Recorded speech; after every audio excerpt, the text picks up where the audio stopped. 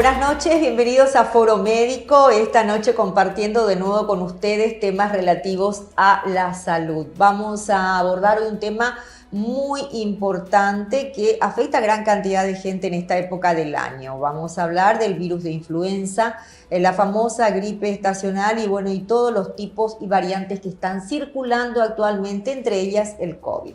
Nos acompañan en piso el doctor Gustavo Villar, él es infectólogo, y la licenciada Elba Jara, fisioterapeuta, porque obviamente también el tratamiento es multidisciplinario y siempre en forma transversal está actualmente incorporada a la fisioterapia. Saludos ya a mis invitados. ¿Qué tal, doctor? ¿Cómo le va? Bienvenido. Hola, Lili, un placer. Un gusto nuevamente tenerte con nosotros. También a la licenciada Elba Jara. Ella es fisioterapeuta. La primera vez él va con nosotros, ¿no? La primera vez. Un Hola placer. Lilian, ¿cómo estás? Muchas gracias por la invitación. No, para nosotros es un placer que ustedes se tomen el tiempo para venir a informar, para venir a educar, porque de eso se trata.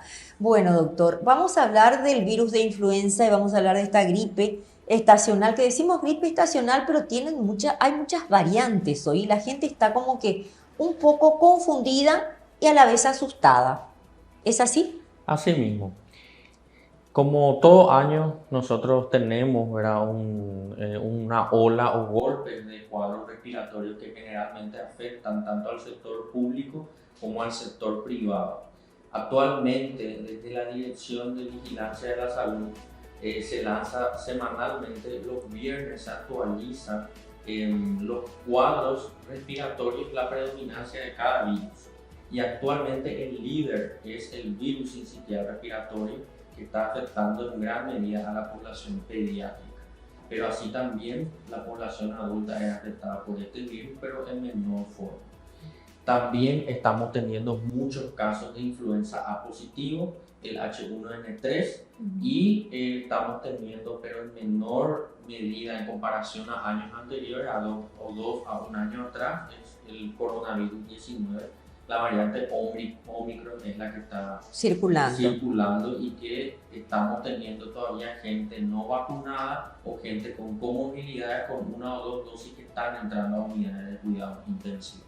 Ya, hablamos mucho de la vacuna, pero me decía usted que la vacuna que actualmente se está poniendo a la gente no es prácticamente la misma vacuna que podría protegerla del serotipo que circula o del virus que circula. La vacuna que actualmente está en el Ministerio de Salud es la cuadrivalente, que es la de la influenza, y sirve para 4 serotipos de influenza. Tiene muy buena cobertura, es decir, protege contra las formas graves de la enfermedad. Siempre tener en cuenta de que la vacuna no evita la enfermedad, sino protege la enfermedad de las formas graves. Y estamos teniendo también la anticoronavirus, que es la Moderna, la que se está aplicando, que es bivalente, o sea, tiene para variante Delta y Omicron.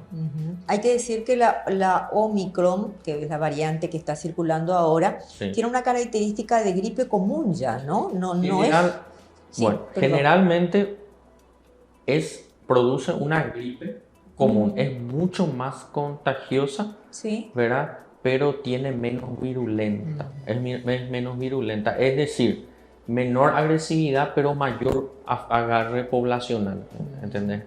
Si estamos en un salón, 100, 80, 90 se van a contagiar. Es muy contagioso. Es muy contagioso. Ya, solamente que no tiene las características para que la gente pueda diferenciar las características de la anterior variante.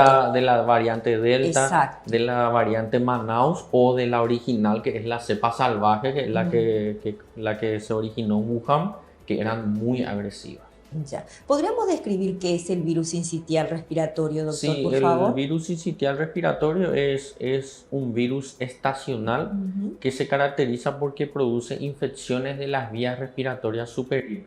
Generalmente es mucho más frecuente en la población pediátrica y lo que, dependiendo de las edades, ¿verdad?, generalmente puede dar cuadros compatibles con neumonía en los niños.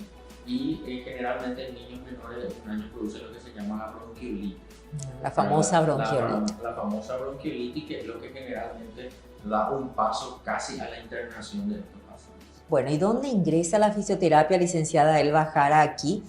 Hablamos de mucho compromiso a nivel respiratorio. ¿Cuál es el rol que tiene la fisioterapia, digo bien, en estos casos? Muy bien, nosotros nos encargamos de aplicar técnicas kinésicas basándonos en el conocimiento de la fisiopatología respiratoria y a fin de prevenir, tratar, estabilizar una afección respiratoria o mantener la función pulmonar, ¿verdad? Conjunto al tratamiento farmacológico, encaminamos incluso a la resolución de algunas patologías respiratorias. ¿Eso se hace con pacientes internados o también con pacientes ambulatorios? Sí, la fisioterapia respiratoria está en todos los niveles de atención, desde la unidad de cuidados intensivos, unidad de cuidados intermedios, sala de internación, ¿verdad?